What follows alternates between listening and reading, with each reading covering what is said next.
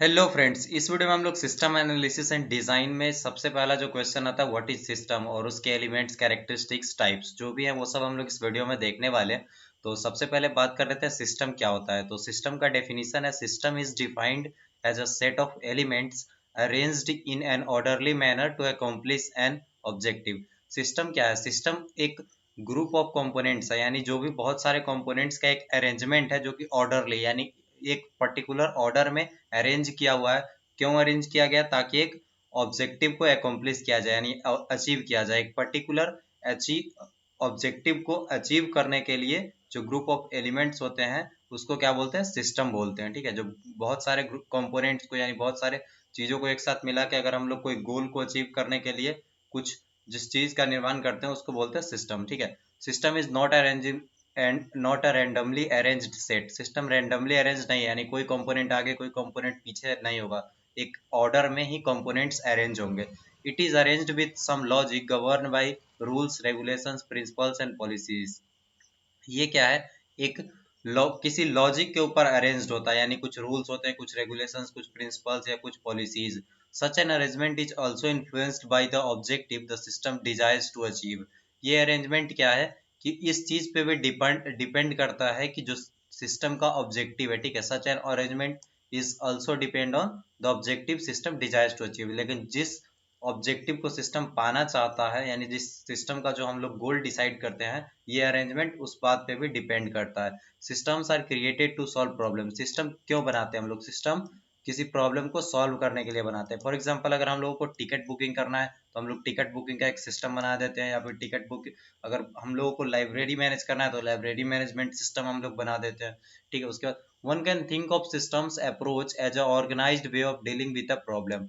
ठीक है, कोई ऐसा भी सोच सकता है कि सिस्टम मतलब जो और एक किसी भी प्रॉब्लम को सॉल्व करने का एक ऑर्गेनाइज्ड अप्रोच है। ठीक है, यानी मतलब कि किसी भी जैसे हम लोग को कोई प्रॉब्लम दे दिया गया कि अगर मान लो को हम लोग को बैठने के लिए कोई टेबल वगैरह चाहिए। ठीक है, तो हम लोग उसका एक एक करके हम लोग उसके स्टेप्स को सोचेंगे कि पहले इसमें क्या क्या रिक्वायरमेंट है, क्या क्या इससे होना चाहिए और क्या क्या इस किस तरह से ये बनेगा। ठीक है, in this dynamic world the subject system analysis and design mainly deals with the software development activities. लेकिन अभी हम लोग के कंसिडरेशन के लिए जो सिस्टम एनालिसिस एंड डिजाइन है ना, वो ऐसा नहीं है कि हम लोग टेबल कुर्सी बनाएंगे। हमारा मेनली फोकस होगा सॉफ्टवेयर डेवलपमेंट एक्टिविटीज पे, यानी सॉफ्टवेयर्स बनाने पे।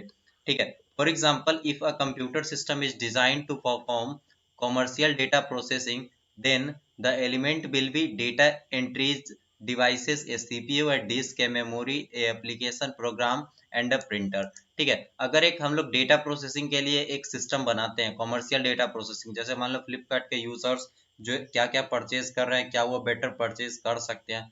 ठीक है, तो इन सब का अगर मान लो डेटा प्रोसेसिंग के लिए कोई सिस्टम बनाते हैं तो उसमें एलिमेंट्स क्या क्या हो सकते हैं? डेटा एंट्री डिवाइस, मतलब जिससे डेटा एंट्री किया जाए, या फिर सीपीयू जो इसको प्रोसेस करेगा, डिस्क जिसमें ये डेटा स्टोर होगा, मेमोरी, एप्लीकेशन प्रोग्राम्स जिस पे ये रन होगा, उसके बाद और प्रिंटर जिससे डेटा आउटपुट प्रिंट होगा। तो ये सब क्या होंगे? इसके एलिमेंट्स या फिर कंपोनेंट्स होंगे। If a computer is design to achieve the objective of design, engineering and drawing processing, then the elements will be graphic processor and languages suitable for engineering and design application and plotters for drawing the output। अगर हम लोग एक system बनाते हैं जो कि design यानी मतलब जैसे इंजीनियरिंग के, मान लो कि किसी डिजाइन इंजीनियरिंग में हम लोगों को कोई प्रोडक्ट बनाना है तो उसका अगर हम लोग डिजाइन बनाते हैं जैसे कार वगैरह का या फिर बाइक का, तो इसके लिए क्या डिजाइन प्रोसेसिंग में क्या क्या हो सकता है? ग्राफिक प्रोसेसर, और वो क्या हो सकता है? लैंग्वेजेस सुटेबल फॉर इंजीनियरिंग, यानी प्रोग्रामिंग लैंग्वेज जो भी इंजीनियरिंग में यूज किया जाता है, या फिर डिजाइन एप्लीकेशंस जैसे मान लो क्या इलस्ट्रेटर जैसे कुछ एप्लीकेशंस है, एडोबी इलस्ट्रेटर, वो सब हम लोग यूज कर सकते हैं। और प्लॉटर, प्लॉटर क्या होता है? जो प्रिंट करने के लिए, इन सब डिजाइन को प्रिंट करने के लिए यूज किया जाता है। उसके बाद however a clear statement of objective brings a precision and an order into selection of elements and their arrangement in the system। अगर हमारा ऑब्जेक्टिव क्लियर हो, ठीक है, एक clear statement of objective brings a precision, यानी अगर हमारा objective clear हो तो हम लोगों को एलिमेंट्स के सिलेक्शन में और उसके अरेंजमेंट में इजी होता है। यानी कि अगर मान लो हमारे पास पहले से ऑब्जेक्टिव हमारा क्लियर हो कि हमको ये काम करना है, तो हम लोग डिसाइड बेहतर कर पाएंगे कि एलिमेंट्स हमारे क्या क्या होंगे, कैसे वो अरेंज्ड होंगे।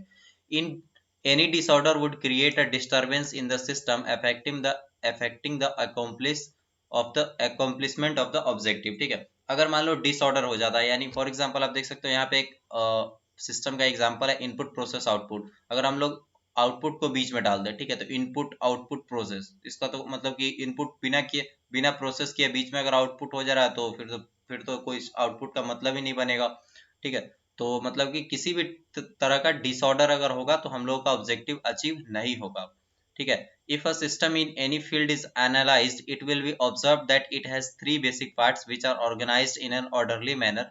These three parts can be represented in a model as shown. ठीक है, मतलब कि सिस्टम अगर हम लोग किसी भी फील्ड यानी कि कंप्यूटर में देखें या फिर रियल लाइफ में भी हम कभी अगर हम लोग कोई सिस्टम देखते हैं तो उसमें हम लोग एक बात नोटिस करेंगे कि तीन पार्ट्स हमेशा कॉमन होते हैं। पहला होता है इनपुट, ठीक है, और प्रोसेस, और उसके बाद आउटपुट। पहले इनपुट होगा, उसके बाद प्रोसेस होगा, उसके बाद आउटपुट होगा। जनरली ये थ्री पार्ट्स ही होते हैं। आप ये एग्जाम में जरूर मेंशन करना अगर आप सिस्टम को डिफाइन कर रहे हो तो किसी भी फील्ड में अगर सिस्टम को एनालाइज किया जाए तो उसके थ्री बेसिक पार्ट्स होते ही होते हैं, इनपुट प्रोसेस और आउटपुट। ठीक है, system may have single input and multiple outputs or may have several inputs and outputs। ठीक है, एक सिस्टम में क्या हो सकता है, सिंगल इनपुट और मल्टीपल आउटपुट हो सकता है, यानी आउटपुट इनपुट एक हो और आउटपुट बहुत सारे हो जाए।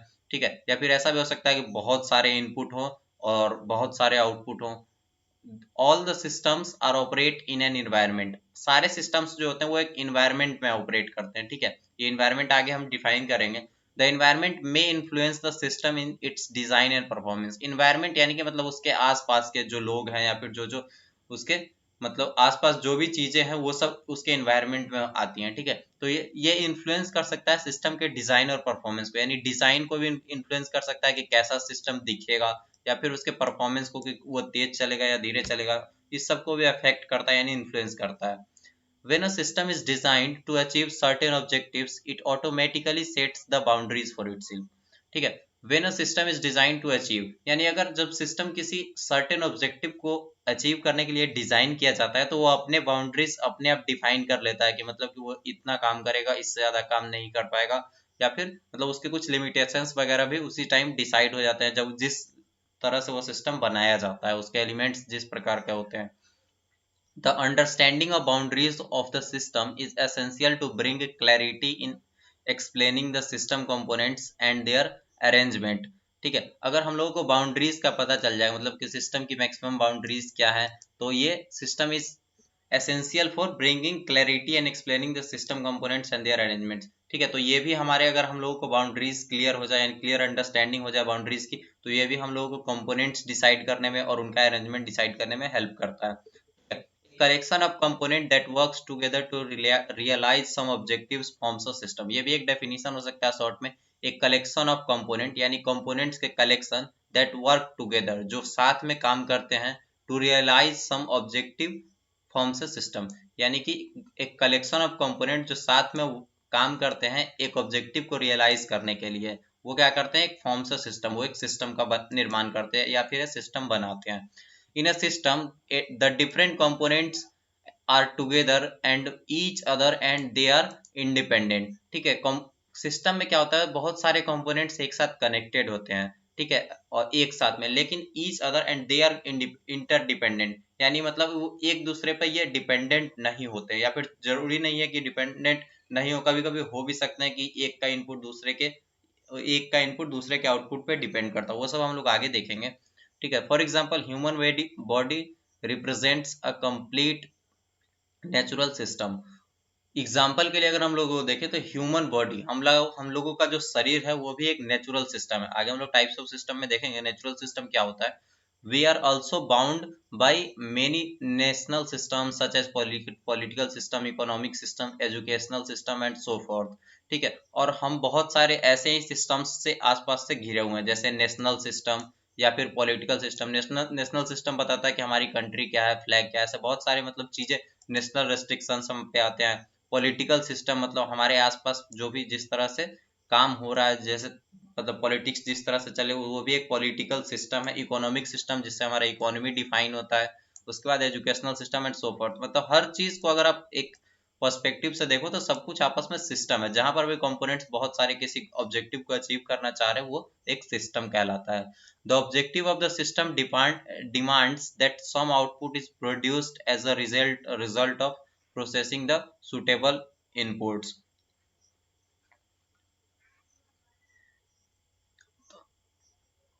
सिस्टम का जो ऑब्जेक्टिव है वो मतलब कि चाहता है कि मतलब कोई किसी भी सिस्टम का ऑब्जेक्टिव क्या होगा कि एक सुटेबल आउटपुट निकाला जा सके इनपुट के प्रोसेसिंग का। ठीक है, मतलब जो भी इनपुट हमारे पास सुटेबल इनपुट मिलेगा तो उसको हम लोग प्रोसेस करेंगे तो आउटपुट का हम लोग निर्माण करेंगे। तो मैक्सिमम सिस्टम का ऑब्जेक्टिव यही होता है कि एक अच्छे आउटपुट को मतलब एक गुड आउटपुट को वो प्रोड्यूस करे।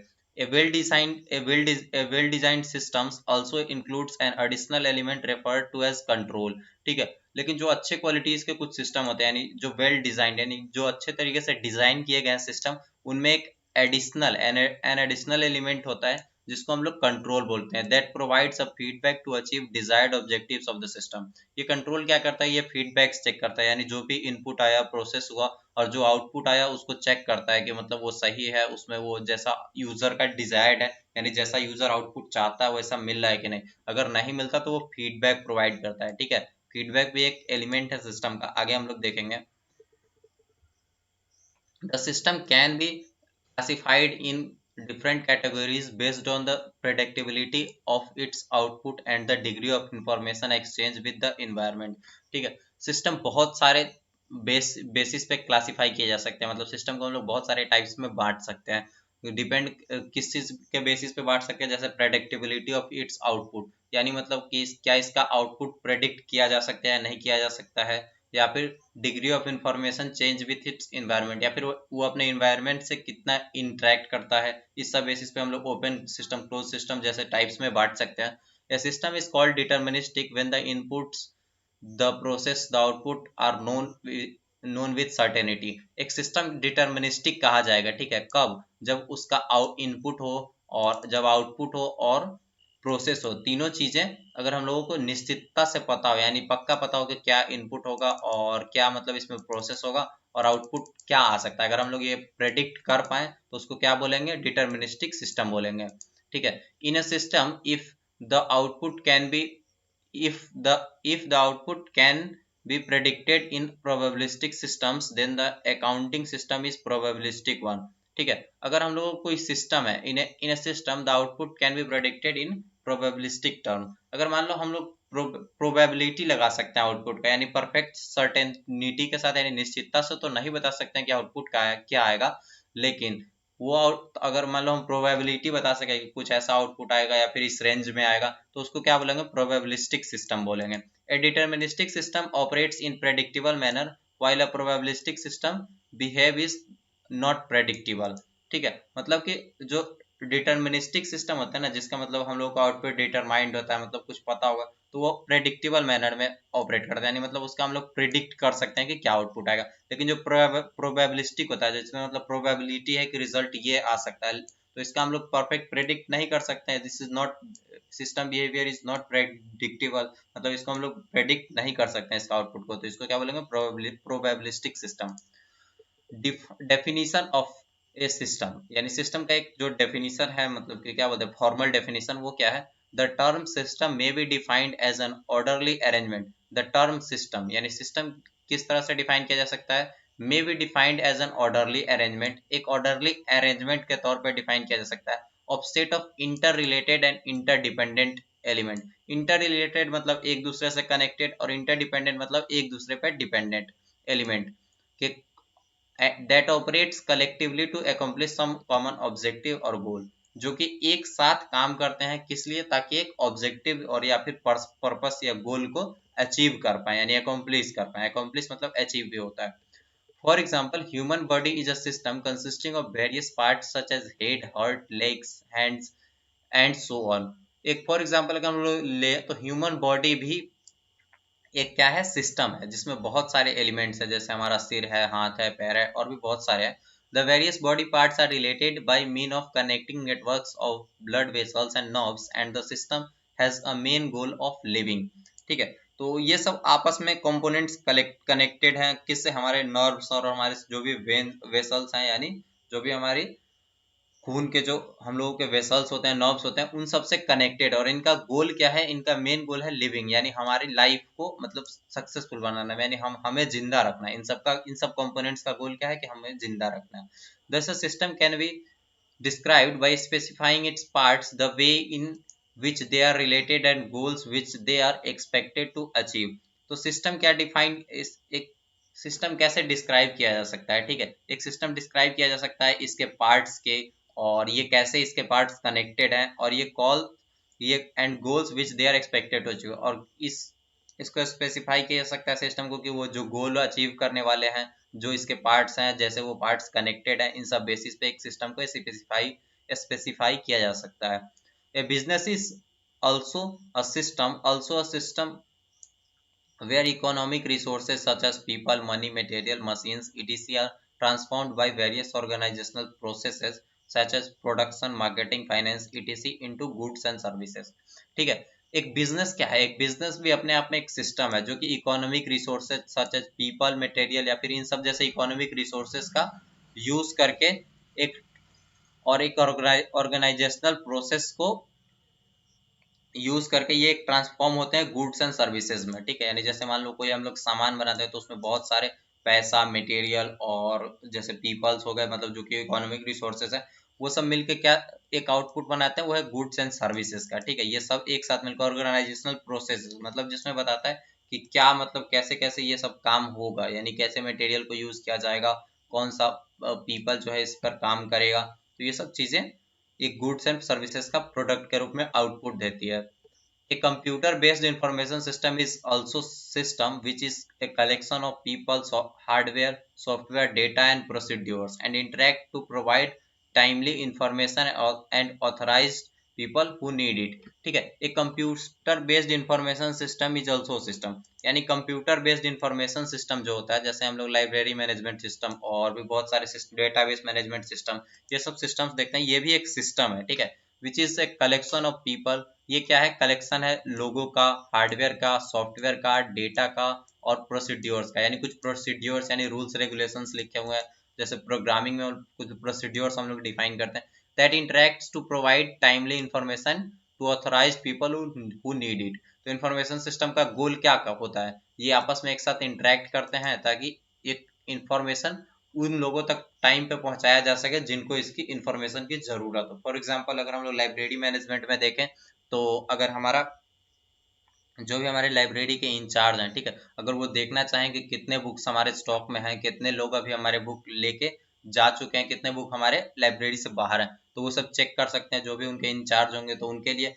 इंफॉर्मेशन सिस्टम जो हम लोग बनाएंगे वो आउटपुट मतलब उनके लिए इंफॉर्मेशन प्रोड्यूस करके देगा, डेटा रिट्राइव करके उनके डेटाबेस से।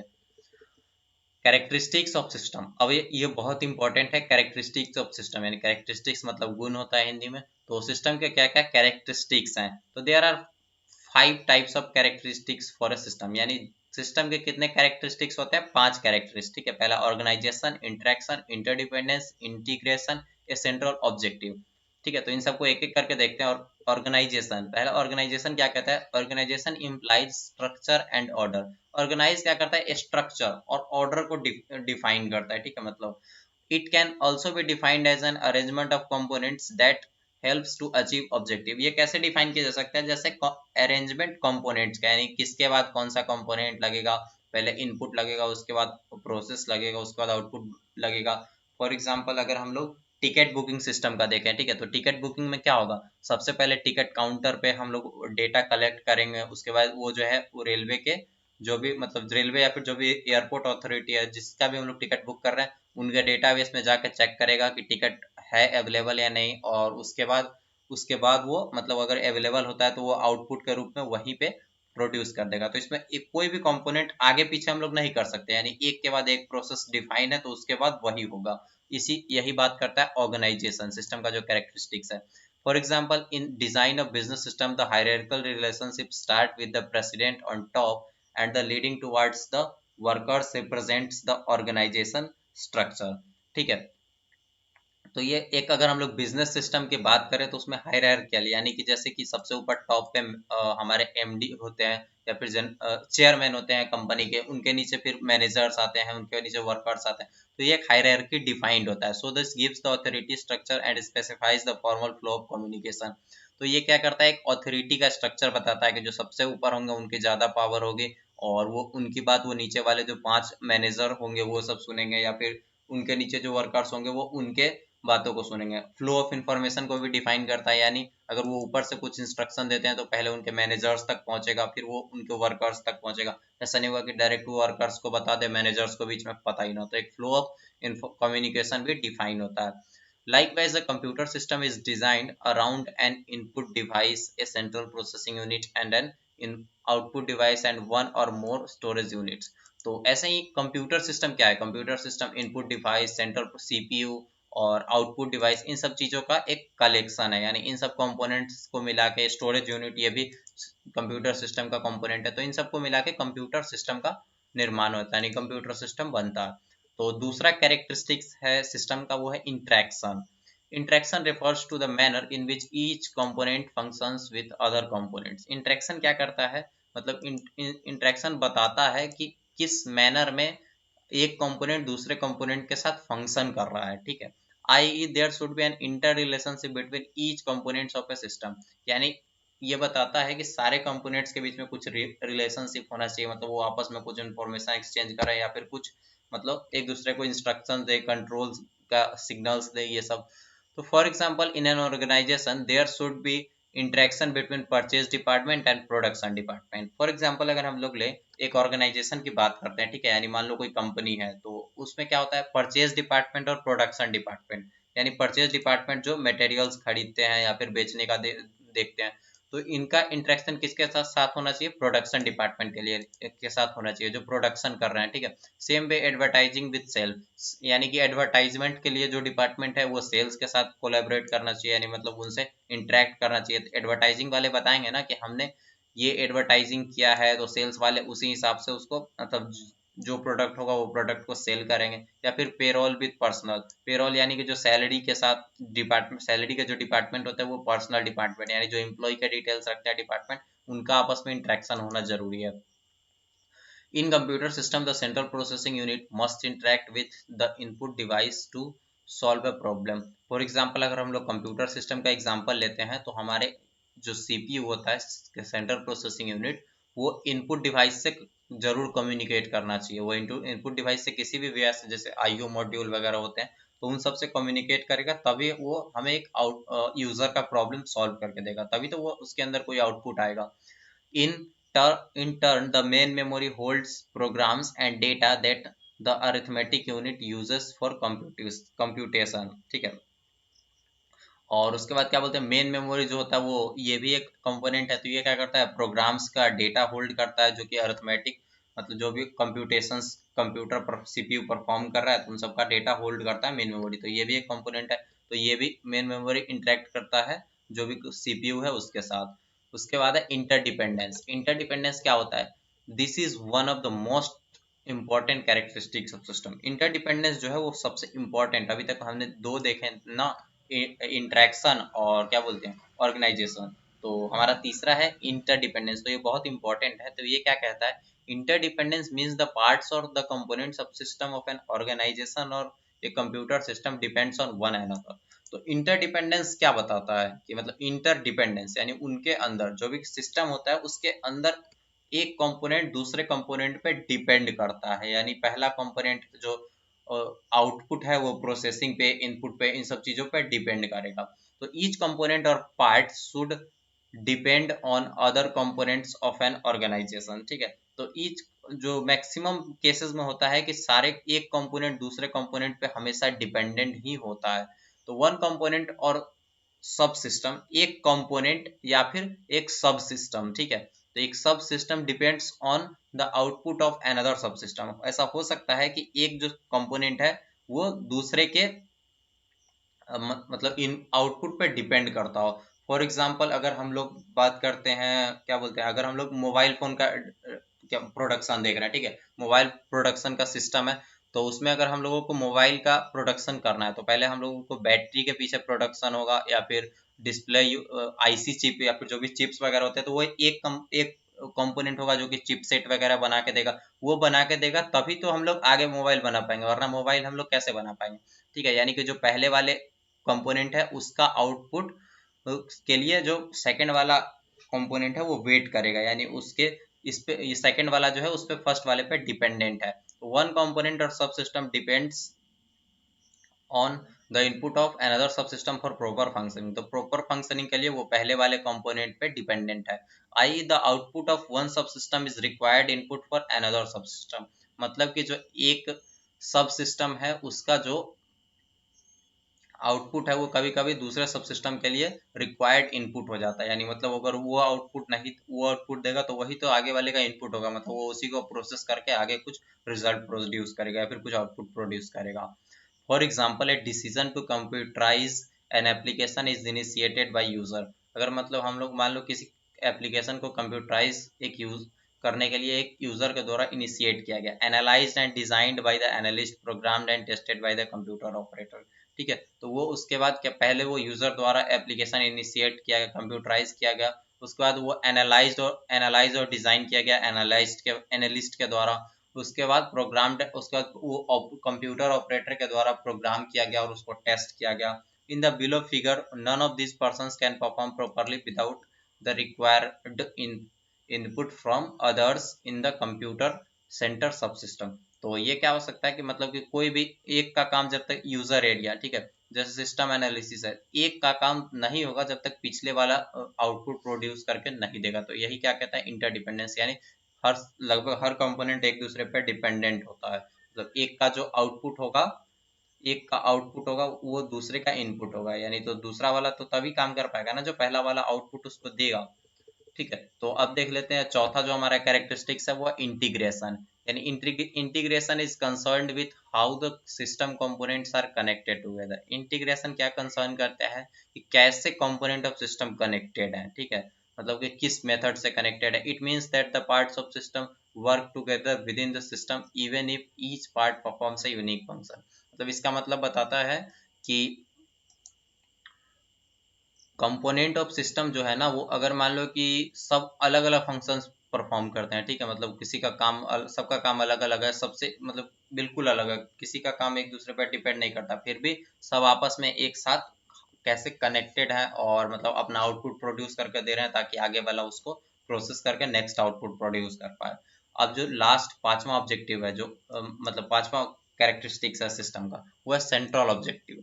The objective of system must be central. यानी जो सिस्टम का ऑब्जेक्टिव होना चाहिए ना वो मस्ट सेंट्रल होना चाहिए, मतलब कोई एक ही ऑब्जेक्टिव होना चाहिए। ऐसा नहीं कि दो ऑब्जेक्टिव हो, कि कभी ऐसा हो जाए कभी ऐसा हो जाए। इट मे बी रियल और स्टेटेड। ये मतलब है रियल भी हो सकता है या फिर स्टेटेड भी हो सकता है। यानी मतलब एक क्या बोलते हैं, अगर हम लोग रियल वर्ल्ड के सिस्टम की बात करें तो सिस्टम स्टेटेड मतलब कि कोई एक आउटपुट, मतलब कोई हम लोगों का जैसे इंफॉर्मेशन वगैरह निकल सकता है। It is not uncommon for an organization to state an objective and operate to achieve another. ये अगर अजीब नहीं होगा अगर मतलब कोई भी ऑर्गेनाइजेशन जो है वो ऑब्जेक्टिव बताए कुछ और कि हम लोग ये अचीव करने वाले हैं, और जब काम करने की बारी आए तो कुछ और किसी और ऑब्जेक्टिव पे काम करने लग जाए। ठीक है, तो ये अनकॉमन हो जाएगा, मतलब अच्छा नहीं, सही नहीं रहेगा सिस्टम के लिए, तो सिस्टम बनाने का कोई फायदा ही नहीं हुआ। ठीक है, तो the user must know the main objective of a computer application early in the analysis for a successful design and conversion. ठीक है, तो जो यूजर है या फिर जो भी सिस्टम एनालिस्ट के लोग हैं उनको पहले ऑब्जेक्टिव ऑफ कंप्यूटर एप्लीकेशन, मतलब जो भी एप्लीकेशन या सिस्टम जो बनाने वाले हैं उसका ऑब्जेक्टिव उनको क्लियर पता होना चाहिए, यानी सेंट्रल ऑब्जेक्टिव, यानी उनका एकमात्र ऑब्जेक्टिव जो भी है सिस्टम का वो क्लियर स्टेटमेंट्स में पता होना चाहिए, ताकि वो किसी भी सिस्टम को का सक्सेसफुली डिजाइन कर पाए या फिर मतलब उसको कन्वर्जन कर पाए।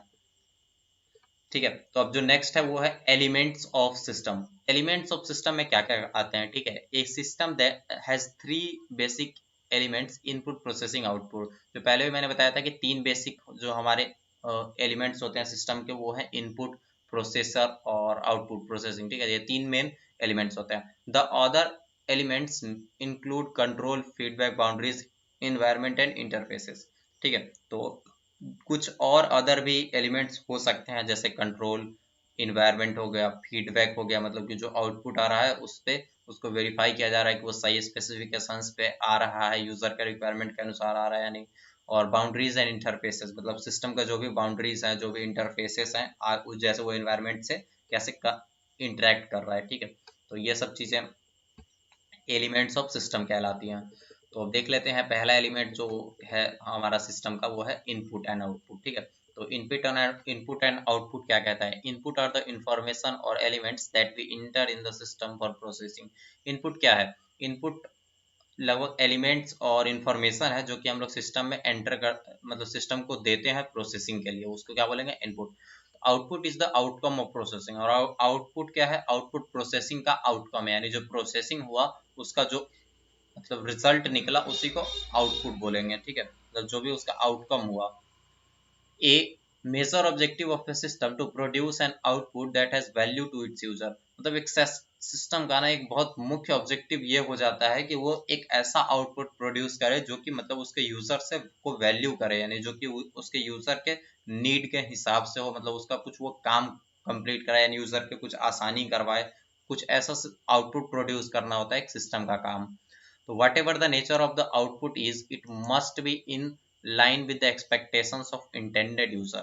मतलब सिस्टम का नेचर कैसा भी हो ये डिपेंड नहीं करता, बस जो आउटपुट होता है ना, वो जो आउटपुट होना चाहिए ना, वो मस्ट मतलब जो भी यूजर है, जो भी उसको सिस्टम को यूज कर रहा है, उसके रिक्वायरमेंट के अनुसार ही होना चाहिए, ठीक है। A system feeds on output to produce, a system feeds on input to produce output, ठीक है। ऐसा बोल सकते हो कि एक सिस्टम जो है वो इनपुट लेता है और प्रोड्यूस करता है आउटपुट, ठीक है। ये सिस्टम का मतलब बेसिक में कह सकते हैं हम लोग। उसके बाद है प्रोसेसर, जो सेकंड हमारा कंपोनेंट है वो है, सॉरी सेकंड एलिमेंट है वो है, the processor is element of a system that involves the actual transformations for in of input into output. Processor क्या है? एक हमारा सिस्टम का एलिमेंट है जहाँ पे एक्चुअल ट्रांसफॉर्मेशन होता है, यानी जो इनपुट आया उसको आउटपुट में हम लोग एक्चुअली में कन्वर्ट करते हैं, उसी को प्रोसेसर बोलते हैं। It is the operational component of the system. ये कंपोनेंट, ये सिस्टम का ऑपरेशनल कंपोनेंट होता है, ये आप लिख सकते हो डेफिनेशन में कि ये ऑपरेशनल कंपोनेंट होता है। Processor may modify the input totally or partially depending on the specifications of the output। Processor क्या कर सकता है कि इनपुट को या तो आधा पार्शियली मॉडिफाई कर सकता है या फिर पूरी तरह से ही इनपुट को मॉडिफाई कर दे आउटपुट प्रोड्यूस करने के लिए, ठीक है। तो अब देख ले सकते हैं कंट्रोल, जो हमारा अगला है, वो अगला एलिमेंट है वो है control. The control element guides the system. Control element क्या करता है? सिस्टम को गाइड करता है कि कैसे काम करना है। It is the decision-making subsystem that controls the pattern of activities governing input, processing and output। ये क्या करता है? एक डिसीजन मेकिंग सबसिस्टम है, यानी एक डिसीजन लेने वाला सबसिस्टम है जो कि कंट्रोल करता है उस पैटर्न को जो इनपुट को गवर्न कर रहा है, यानी इनपुट को मतलब इनपुट क्या आ रहा है उन सबको, और प्रोसेसिंग को और आउटपुट को, इन सब का मतलब कंट्रोल रखता है कंट्रोल यूनिट। तो in an organization context the management as a decision making body controls the inflow, handling and the outflow of activities that affect the welfare of the business, ठीक है। अगर हम लोग ऑर्गेनाइजेशन यानी किसी भी ऑर्गेनाइजेशन में देखें तो क्या होता है? जो मैनेजमेंट अथॉरिटी होता है जो कि मैनेज कर रही है कंपनी के चीज़ों को, जैसे फाइनेंसेस को या फिर इकोनॉमी को, इन सबको जो मैनेज कर रही है, वो क्या करते हैं? इन वो चेक करते हैं inflow, handling of outflow of activities, मतलब वो ऑर्गेनाइजेशन में क्या क्या इन्फॉर्मेशन आ रही है, क्या इन्फॉर्मेशन जा रहा है, क्या मतलब ऑर्गेनाइजेशन में इनपुट आ रहा है, क्या आउटपुट आ रहा है। अगर मतलब वो कोई प्रोडक्शन की कंपनी है तो उनके रॉ मटेरियल्स क्या क्या आ रहे हैं, उनका जो आउटपुट या फिर गुड्स एंड प्रोडक्ट्स निकल रहा है वो क्या निकल रहा है, ठीक है। तो इन सब चीज़ों को मैनेज करते हैं मैनेजर्स, तो वो क्या कहलाएंगे उस सिस्टम के लिए? Control element.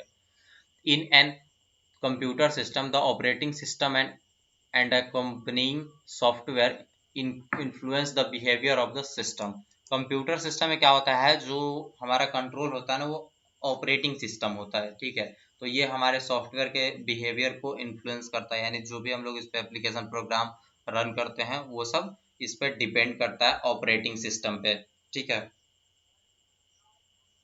तो हमारा output specification they determine, output specification determine what and how much input is needed to keep the system in balance।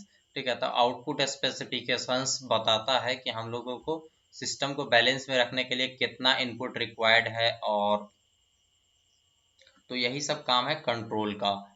उसके बाद है फीडबैक। फीडबैक क्या होता है? Control in a dynamic system is achieved by feedback. तो जो dynamic systems होते हैं ना, उनमें कंट्रोल अचीव करने के लिए फीडबैक का यूज किया जाता है, ठीक है। तो फीडबैक क्या होता है? Feedback measures outputs against a standard procedure that includes the communication and control। ठीक है। तो फीडबैक क्या होता है? जो आउटपुट हमारा आया ना, सिस्टम का जो आउटपुट आया, उसको एक स्टैंडर्ड प्रोसीड्योर के जो कम्युनिकेशन एंड कंट्रोल है इंक्लूड करते हैं। तो इन सब बेसिस पे वो आउटपुट को चेक करता है कि क्या ये मतलब जैसा यूजर का रिक्वायरमेंट है वैसा आ रहा है आउटपुट या फिर नहीं। तो after the output is compared against performance standards. जब आउटपुट जो है वो परफॉर्मेंस स्टैंडर्ड यानी मतलब जैसा आउटपुट आना चाहिए, परफॉर्मेंस जैसा होना चाहिए, वैसा कंपेयर किया जाता है। Changes can result in input and processing and consequently the output. ठीक है। तो अगर हम लोगों को कुछ गलत लगता है तो हम लोग चेंज उस हिसाब से चेंजेस कर सकते हैं, या फिर अगर कुछ लगता है कि हम लोग इसमें बेहतर कर सकते हैं, कुछ बेटर बना सकते हैं आउटपुट को, तो वो क्या बोलते हैं, वो इनपुट और प्रोसेसिंग में वो सब चेंजेस कर दिए जाते हैं ताकि वो आउटपुट आ सके। और अगर हम लोग इनपुट आउटपुट में वो सब अपडेट कर देंगे तो आउटपुट में भी चेंज आ जाएगा, यानी आउटपुट भी सही हो जाएगा। ठीक है। तो feedback provides the control in a dynamic system. तो फीडबैक क्या करता है? डायनेमिक सिस्टम में कंट्रोल प्रोवाइड करता है। Positive feedback is routine in nature that encourages the performance of system. Feedback क्या हो सकता है? दो हो सकता है, पॉजिटिव फीडबैक हो सकता है या फिर नेगेटिव फीडबैक हो सकता है। तो पॉजिटिव फीडबैक आ रहा है मतलब कि जैसे मान लो हमारा कोई कंपनी है, ठीक है, तो हम अगर बिस्किट बना रहे हैं, अगर हम बिस्किट मार्केट में दे रहे हैं, अगर मतलब हमारे लोग जो भी लोग हैं या फिर बच्चे हैं वो बिस्किट खा रहे हैं, अगर वो पॉजिटिव कुछ फीडबैक देते हैं तो वो हमारे कंपनी को जो भी वर्कर्स हैं उनको इनकरेज करता है कि हम लोग और परफॉर्मेंस मतलब अच्छा हमारा होगा, हम और ज़्यादा अच्छा बनाने की कोशिश करेंगे। ठीक है। तो जो पॉजिटिव फीडबैक है वो भी सिस्टम दे सकता है, तो इससे सिस्टम और इम्प्रूव होता है, मतलब और परफॉर्मेंस इनकरेज करता है। Negative feedback is informational in nature. तो निगेटिव फीडबैक जो होता है वो इंफॉर्मेशनल होता है, यानी मतलब उससे हमें अपनी कमियों का पता चलता है। In nature that provides the controller with information for action. तो ये क्या करता है? ये कंट्रोलर को कुछ इंफॉर्मेशन प्रोवाइड करता है कि क्या एक्शन लिया जा सकता है आउटपुट को सुधारने के लिए। अब है environment. The environment is the super system within an organization operates. Environment क्या होता है? एक सुपर सिस्टम है, यानी ऐसा समझ लो कि जो जो भी सिस्टम हमने बनाया ना उसको एक सब सिस्टम मान लो, वो एक ऑर्गेनाइजेशन है। ठीक है। जो मतलब ऑर्गेनाइजेशन के आसपास के जो भी चीजें होती है ना वो सब मिलकर एक इन्वायरमेंट का निर्माण करती है। तो it is the source of external elements that strike on the system. ये एक सोर्स बन जाता है एक्सटर्नल एलिमेंट्स के लिए। फॉर एग्जांपल अगर हम कोई कंपनी चला रहे हैं तो हमारे जो कॉम्पिटिटर्स हैं यानी अदर कंपनीज वाले लोग हैं, हमारी जो ए कंपनी है, तो अगर हम लोग उसके उसके बात करें तो उसके एनवायरमेंट में जैसे अदर कंपनीज मार्केट में आ जाती है, तो वो सब क्या कर सकते हैं? हमारे कंपनी के जो भी परफॉर्मेंस है उन सबको इफेक्ट कर सकती है। It determines how a system must function. ये इन्वायरमेंट बताता है कि सिस्टम को कैसे चलना चाहिए, यानी मतलब अगर वो कुछ इधर उधर करेगा अपने इन्वायरमेंट से अलग तो वो एक चल ही नहीं पाएगा, अगर उसके आसपास के लोग उसको चलने ही नहीं देंगे। For example vendors and the competitors और of organizations environment may provide constraint that affect the actual performance of the business। For example अगर हम लोग किसी ऑर्गेनाइजेशन की बात करें तो उसमें जो वेंडर्स होते हैं यानी जो भी मतलब उसके प्रोडक्ट्स को सेल कर रहे हैं रियल मार्केट में, ठीक है, मतलब रिटेल में, और जो कॉम्पिटिटर हैं यानी जो अदर कंपनीज जो उसके कॉम्पिटिटर है यानी जो उनसे कंपटीशन रखे हुए हैं, वो अफेक्ट कर सकते हैं बिजनेस को, यानी कि मतलब परफॉर्मेंस को अफेक्ट कर सकते हैं। अगर मतलब वो मान लो अपना प्राइस कम कर दे तो ऐसे इसको भी, इस सिस्टम को भी प्रॉब्लम आ जाएगा, यानी इस ऑर्गेनाइजेशन को भी प्रॉब्लम आ सकती है। तो ये एनवायरमेंट जो है बहुत हद तक इन्फ्लुएंस करता है या फिर अफेक्ट करता है। उसके बाद है बाउंड्रीज एंड इंटरफेसेस। ठीक है। तो बाउंड्रीज एंड इंटरफेसेस क्या होता है? जैसे क्या it A system should be defined by it's boundaries. एक सिस्टम जो है वो अपने बाउंड्रीज के अंदर डिफाइंड होना चाहिए। Boundaries are the limits that identify its components processes and interrelationship when it interfaces with another system. ठीक है। तो मतलब बाउंड्रीज क्या करता है? ये आइडेंटिफाई करता है इसके कंपोनेंट्स को, प्रोसेस को और इंटर रिलेशनशिप को। यानी इसके कंपोनेंट्स और प्रोसेस को आइडेंटिफाई तब करता है जब ये एक सिस्टम ना दूसरे सिस्टम के साथ ऑपरेट करता है।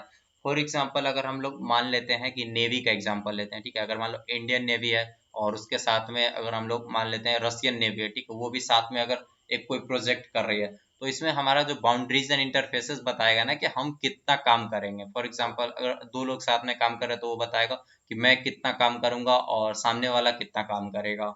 मतलब ऐसा होगा ना कि वरना बात बात पे लड़ाई हो जाएगा कि तुम कम काम कर रहे हो, हम ज्यादा काम कर रहे हैं। तो ये सब बाउंड्रीज डिफाइंड होता है, लिमिट्स कुछ डिसाइडेड होता है हर सिस्टम का अपना।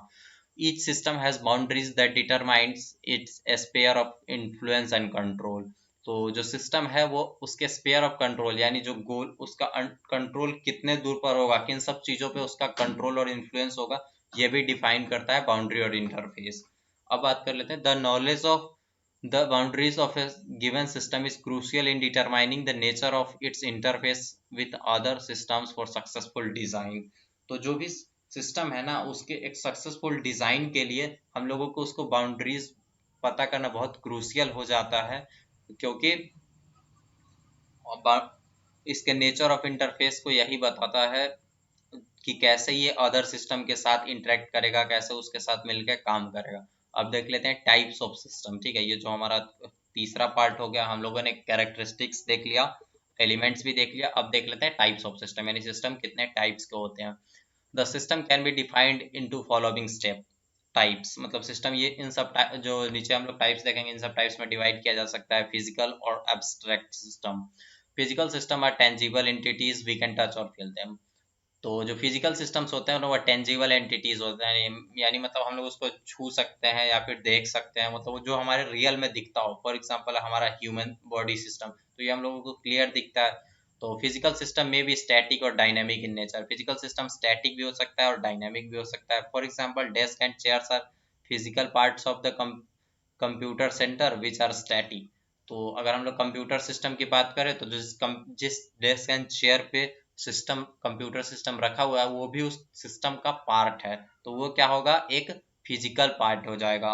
और वो एक स्टैटिक होगा। A programmed computer is a dynamic system in which programs data and application can change according to users need.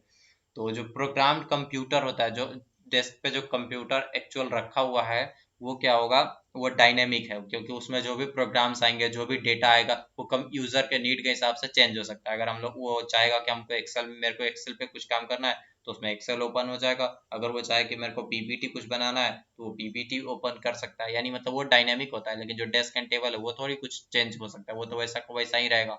उसका तो बस काम है कि कंप्यूटर को अपने ऊपर रखना है।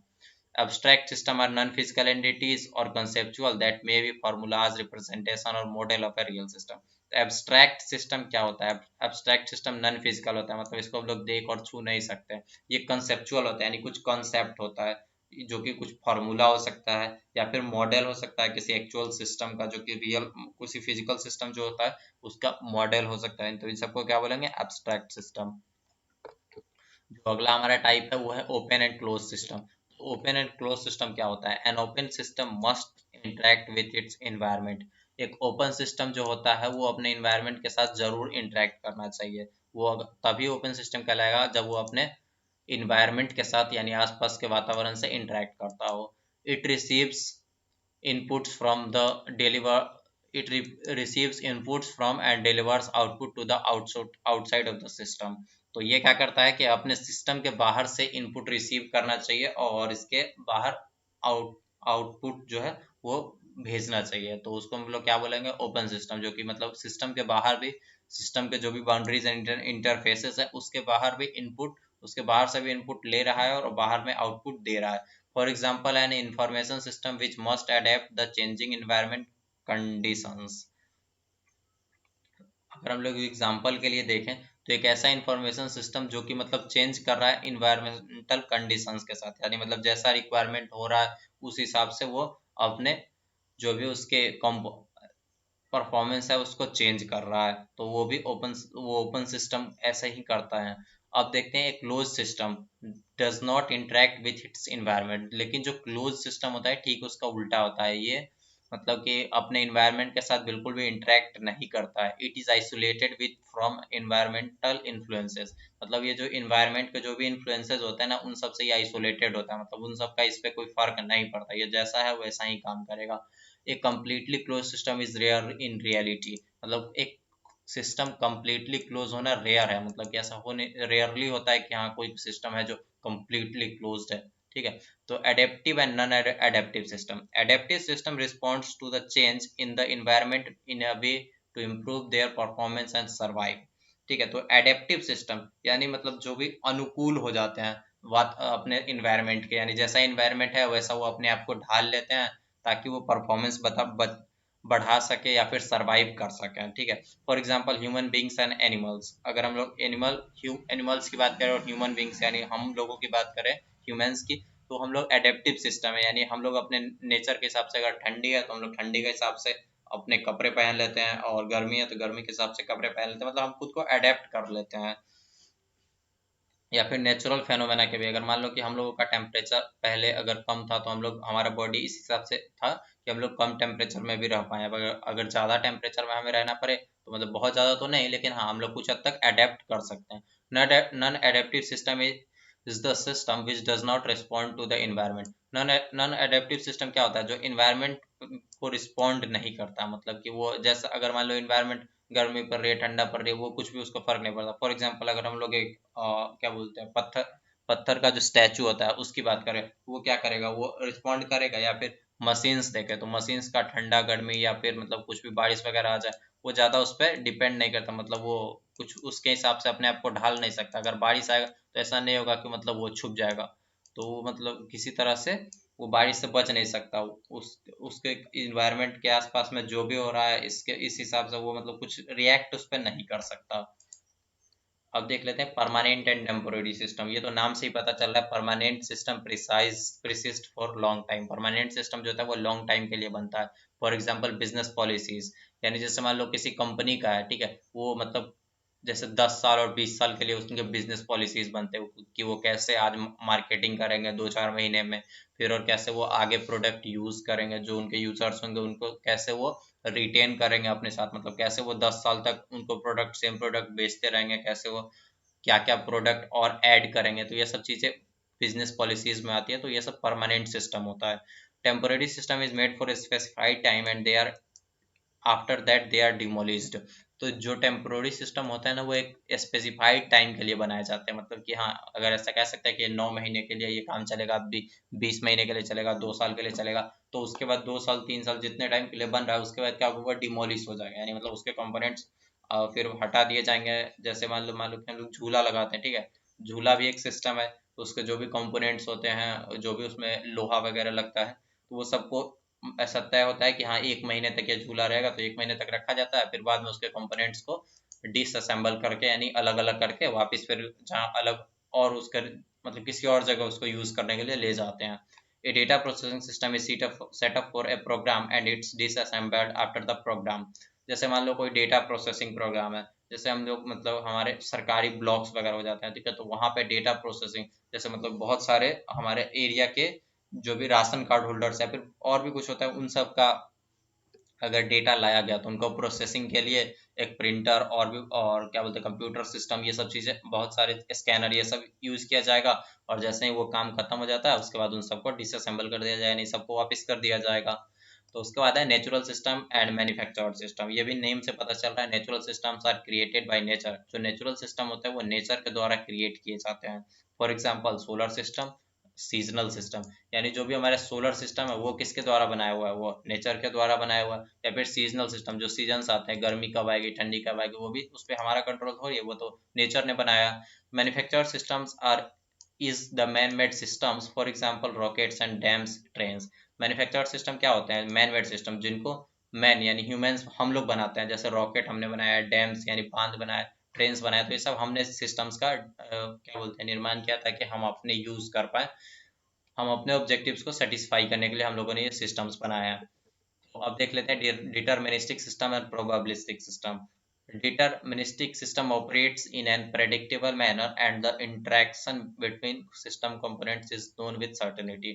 जो deterministic system होते हैं ना वो एक predictable manner मतलब उनका जो आउटपुट होता है वो प्रेडिक्ट किया जा सकता है कि आउटपुट क्या आ सकता है। ठीक है, तो ये इनका जो कंपोनेंट्स के साथ इंटरेक्शन होता है ये हम लोग को निश्चितता से पता था कि कैसे ये आउटपुट आएगा और कैसे ये आपस में इंटरेक्ट करके आउटपुट को प्रोड्यूस करते हैं। For example two molecules of hydrogens and one molecule of oxygen makes water. तो इसका एक एग्जांपल देखते हैं। जैसे मतलब मान लो कि हम लोगों को पता है कि H2O, ठीक है, मतलब कि जो दो मॉलिक्यूल होंगे हाइड्रोजन के और एक मॉलिक्यूल होगा ऑक्सीजन को, अगर इन दोनों को हम लोग आपस में मिलाते हैं तो ये डेफिनेटली एक वाटर का निर्माण करेगा यानी वाटर बनाएगा। सॉरी। उसके बाद है प्रोबेबिलिस्टिक सिस्टम्स। सो अनसर्टेन बिहेवियर, जो प्रोबेबिलिस्टिक सिस्टम होते हैं ना वो अनसर्टेन बिहेवियर यानी मतलब वो उसका कोई निश्चित नहीं होता कि कब क्या आउटपुट देगा। The exact output is not known, मतलब उसका आउटपुट कुछ पता नहीं होता कि क्या आएगा। For example weather forecasting, mail delivery. और तो इसका एक एग्जांपल है वेदर फोरकास्टिंग, यानी मतलब अगर हम लोग वेदर की फोरकास्टिंग करते हैं यानी वेदर गेस करते हैं कि आज बारिश होगी, तो ऐसा जरूरी नहीं है कि बारिश होगा ही, बारिश ना भी हो सकता है। जैसे मेल डिलीवरी सिस्टम, तो अगर हम लोग डीएनएस के थ्रू मेल सेंड करते हैं तो वो डीएनएस सर्वर वेरीफाई करेगा, तो जरूरी नहीं है कि वो मेल डिलीवर हो। अगर वो मेल एग्जिस्ट ही नहीं करता तो आपको मतलब कि एरर आ जाएगा कि ये एड्रेस नहीं मिला हमको, हम मेल डिलीवर नहीं कर पाए। ये सब में कुछ प्रोबेबिलिस्टिक हो जाता है। उसके बाद है सोशल ह्यूमन मशीन सिस्टम। ठीक है, सोशल सिस्टम अलग है, ह्यूमन मशीन सिस्टम अलग है और मशीन सिस्टम अलग है। मतलब सोशल जो सिर्फ सोशली होता है, उसके बाद जो ह्यूमन मशीन जिसमें मतलब ह्यूमन मशीन दोनों साथ में ऑपरेट करते हैं, और तीसरा होता है जो मशीन सिस्टम। तो वो देख लेते हैं क्या है। Social system is made up of people, for example social club, societies. Social system क्या होता है, जो लोगों से मिलकर बना होता है, जैसे सोशल क्लब और सोसाइटी। जैसे हमारे सोसाइटी होता है ना, वहाँ पे सोसाइटी बना होता है कि हाँ यहाँ पर आप मतलब मेंटेनेंस का चार्ज देना है या फिर बहुत सारी चीजें डिफाइंड होता है उसमें रूल्स। तो in human machine system both human and machines are involve to perform particular task. जो मतलब कि ह्यूमन मशीन सिस्टम होता है ना, उसमें दोनों आपस में एक साथ मिलकर कुछ टास्क को परफॉर्म करने के लिए काम करते हैं। फॉर एग्जांपल सी प्रोग्रामिंग में का अगर हम लोग कंप्यूटर प्रोग्रामिंग, उसका हम लोग बात करें तो पहले यूजर जो होता है वो प्रोग्राम करता है, मतलब जो भी कोड्स है, जो भी फ्लो चार्ट में जो भी हम लोगों ने हमारे प्रोग्राम का आउटपुट चाहिए उस हिसाब से हम लोग प्रोग्राम करते हैं। लेकिन जो उसके साथ कंप्यूटर प्रोग्रामिंग के साथ जो कंप्यूटर होता है वो भी मशीन हमारे साथ काम करता है, या फिर उनका इंटरप्रेटर कंपाइलर जो भी होता है वो सब भी हमारे साथ ऑपरेट करता है ताकि हम लोग एक कंप्यूटर प्रोग्राम बना सकें। उसके बाद है machine system is where human interface is neglected. Machine system उसको बोलते हैं जहाँ ह्यूमन इंटरफेस बिल्कुल नहीं, यानी उसमें इंसान कुछ नहीं कर रहा, सब कुछ मशीन अपने आप खुद से कर रहा है। All the tasks are performed by the machine, for example an autonomous robot। For example अगर हम लेके ऑटोनोमस रोबोट की बात करें, जैसे मतलब कि मान लो किसी चीज का प्रिंटिंग का काम है, ठीक है, तो उसमें हम लोग अगर किसी ह्यूमन को छूना भी ना पड़े, मतलब उसको कुछ भी ना बताना पड़े, वो अपने आप से रोबोट जैसे 3D प्रिंटर हो गया, वो अगर अपने आप से सब कुछ प्रिंट करके दे दे रहा है तो उसको क्या बोलेंगे हम लोग, मशीन सिस्टम बोलेंगे।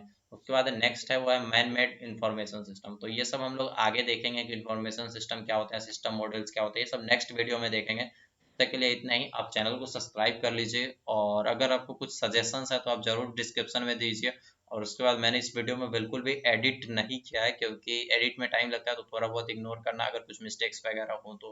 Okay, thank you so much video देखने के लिए, धन्यवाद। आप चैनल को सब्सक्राइब कर सकते हो और डिस्क्रिप्शन चेक कर सकते हो लाइव क्लासेस के लिए। लाइव डाउट्स भी आप पूछ सकते हो, स्क्रीन आपको एक व्हाट्सएप नंबर डिस्क्रिप्शन में मिल जाएगा। Thank you so much.